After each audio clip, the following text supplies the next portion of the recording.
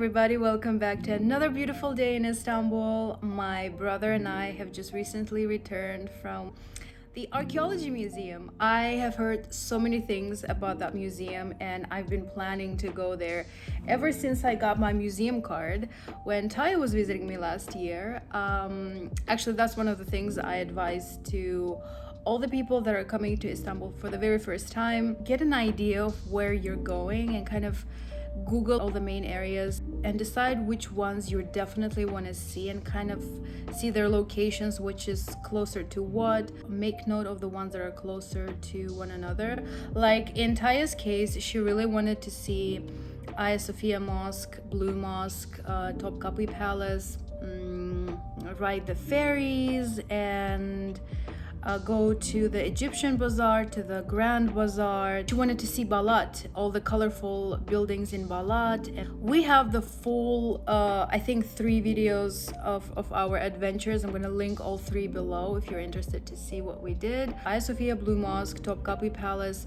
they're all close together. But Archaeology Museum is right behind Hagia Sophia. So if you are planning your visit, I would not mix the museum and the mosques on the same day, because Archaeology Museum in itself, I used to think is just one building, but it's not. It's actually consisting of 3 buildings. The actual main building of the Archaeology Museum, the Museum of Ancient Orient, or how I call it, the Museum of Mummies, and the Museum of Islamic Art, or the tiled kiosk. It's so detailed and has so many things to see that you cannot stop looking around, and it really does take minimum 3 hours to go around it. And by the time you're done with it, you're so overwhelmed with everything you've seen. I think if you mix it with something else on the same day, you're just gonna be too tired, too overwhelmed, and not able to enjoy it fully. While I was paying for the ticket, the cashier lady saw that I was paying with the Turkish bank card, and she asked me if I was a resident. And take a note, newly resident, if you are expecting to get your residency card or you have just recently received it, you can actually get a museum card for 60 lira to get in there. It kind of looks like this. You can actually go to a bunch of the museums for free. I know that you can go to Galata Museum, and I'm gonna actually try to list most of them here. There's a lot. That's how I got my museum card, and I was actually pretty happy because I got to use it in a couple more museums. So like I said previously, the Archaeology Museum in Istanbul is actually one of the world's largest museums, and it's housing more than 1 million artifacts, primarily of Roman Greek origin, and it represents almost all of the eras and civilizations in the world's history. One of the things that I found most fascinating about that museum is the fact that it is considered the very first museum of Istanbul, and the location of it is quite specific. When you first enter the Topkapi Garden, on the left there is a Hagia Irene church. It was really close to the barracks, and all the arsenal and weapons and artifacts brought from different countries and conquests were stored in there. Sultan Abdulaziz was traveling across Europe in summer of 1800s. He was traveling across Europe and visiting Paris, London, Vienna, and he was absolutely amazed by the archaeological museums there, and he ordered a similar archaeology museum to be constructed in Istanbul as well. And it was actually then when that church, the Hagia Irene church, was inaugurated to be the first museum of Istanbul, because that's where all the artifacts were stored. That's why precisely that location and that church was inaugurated to be the first museum of Istanbul. Another interesting fact about that museum is that the founder and the curator of that museum was Osman Hamdi Bey, who was himself a painter and an archaeologist. The construction of the main building was started by him on the same year when he was appointed a curator in 881. and the official opening was held in June of 1891. The architect of the Archaeology Museum in Istanbul was Alexander Valery. God, I hope I'm saying his name right. And that was the same architect that designed Pera Palace Hotel near Taksim, and that hotel is famous for its famous guests, and one of the most famous ones was the writer Agatha Christie, and it is believed that she finished her novel Murder on the Orient Express specifically in that hotel. There is still a room in that hotel that is dedicated to Agatha Christie, where she used to stay a lot. That hotel in itself is one of the places to visit because it's just so beautiful inside. I think it has one of the first elevators in Turkey in that hotel as well. I'm not sure, I need to check that. And there's a really nice terrace there where you can have a cup of Turkish coffee or tea or whatever and kind of enjoy the sunset after you've enjoyed the interior of the hotel. It really is something to behold. So the facade of the building was inspired by the Alexander sarcophagus and the sarcophagus of the mourning woman, both housed inside the museum.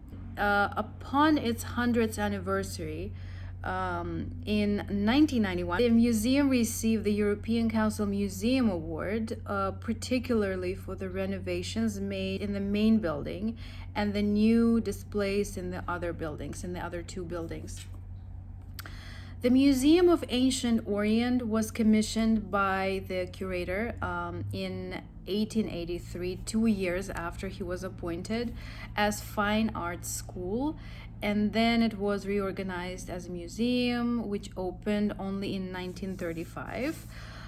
Collections in it are relating to Anatolian, early Bronze Age, Assyrian colony period, Aramean, Mesopotamian, Egyptian, ancient Arabian. Egyptian collection includes, I think, over 1,200 items, if I'm not mistaken. And of course, the most attractive for me were the mummies. It was the first time I've seen the actual... Is that also called the sarcophagus? That word, the sarcophagus, is the word of today's vlog. That was the first time I saw those containers where they used to put organs. I was really impressed by how color was preserved, because it's like several thousands of years and the color is still there, and you could actually see some of the mummies. That was pretty creepy, but anyway, that's the whole purpose of having the Museum of the Ancient Orient. Anyway, as I was saying, it has over 1,200 items relating to Egyptian art artifacts. The main building is full of different statues and different miniatures and coins and crowns. We've seen a bunch of Alexander the Great type of I think his own and also of his era. You know, the jewelry, the crowns and the coins of different eras, and one section was kind of flowing into another. It's just a perfect organization of the museum. It overwhelms you with everything they have on display, and you really do need more than 3 hours to really enjoy the artifacts and what cultural value they have, and what really to wrap your mind around what this museum is actually showing.